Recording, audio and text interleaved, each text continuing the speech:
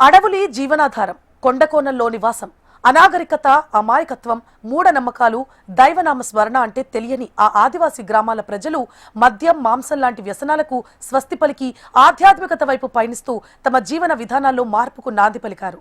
ఆదిలాబాద్ జిల్లాలోని ఆదివాసీ తండాల ప్రజలు గురువు చూపిన భక్తి మార్గంలో నడుస్తూ సన్మార్గాన్ని అనుసరిస్తున్నారు.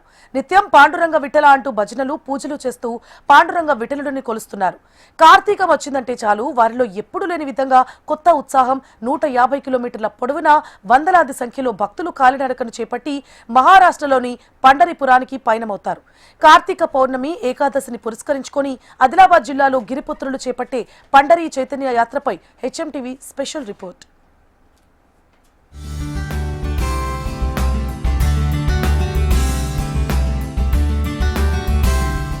ఉమ్మడి ఆదిలాబాద్ జిల్లా పేరు చెప్పగానే గుర్తుకు వచ్చేది దట్టమైన అడవులు, గలగలా పారే సెలయేళ్లు, ఇక్కడ నివాసం ఉండే గిరిజన ఆచార సాంప్రదాయాలు. ఆదిలాబాద్ జిల్లాలో దాదాపు 3 దశాబ్దాలకు పైగా ప్రతి ఏటా వందలాది మంది గిరిపుత్రులు కాలినడకన పాదయాత్ర చేపట్టడం ఇక్కడ ఆనవాయితీగా వస్తోంది.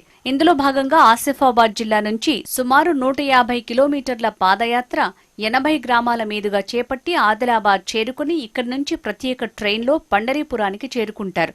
ప్రస్తుతం ఈ భక్తులు చేపట్టిన యాత్ర వివిధ గ్రామాల నుంచి సాగుతుండగా మార్గమధ్యంలోనే గిరిజన గ్రామాల్లో మంగళహారతులతో స్వాగతం పలికి పల్లకికి ప్రత్యేక పూజలు చేస్తూ మొక్కులు తీర్చుకుంటున్నారు. శ్రీ తుకారాం మహారాజ్ యొక్క 23వ కార్తీక మాస వారి యాత్ర నడుస్తుంది. అలాగే ఆదిలాబాద్ ఉమ్మడి జిల్లా మరియు మహారాష్ట్ర ఉమ్మడి జిల్లాల నుండి భక్తులు తరలి వచ్చి పండర్పూర్ యొక్క విఠలేశ్వరుని దర్శనం తీసుకుంటారు.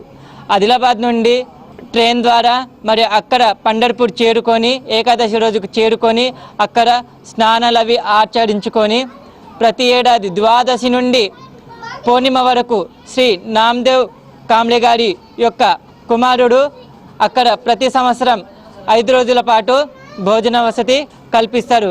అలాగే గ్రామాల నుండి వచ్చే ప్రజలకు పేదలు బీదలు లేకుండా, కులమతస్తులు లేకుండా అక్కడ వచ్చి విఠలేశ్వరుని దర్శనం తీసుకుంటారు.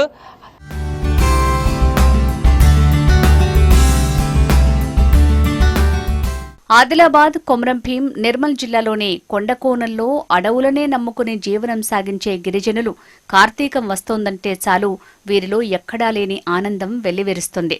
మద్యం, మాంసాలకు స్వస్తి పలికి ఇంటిల్లిపాది వయస్సుతో సంబంధం లేకుండా విఠలేశ్వరుడిపై భారం వేసి కాలినడకన మహారాష్ట్రలోని పండరీపురానికి పాదయాత్రగా బయలుదేరుతారు. భక్తుల యొక్క ఏమి కోరికుండదు, మా యొక్క కోరికలు తీర్చుకోవాలని కోరుకుంటారు.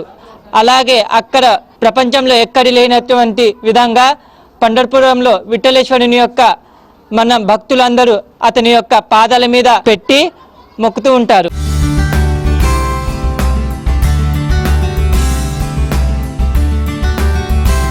చేపట్టడం గత కొన్నేళ్లుగా ఆనవాయితీగా వస్తోంది.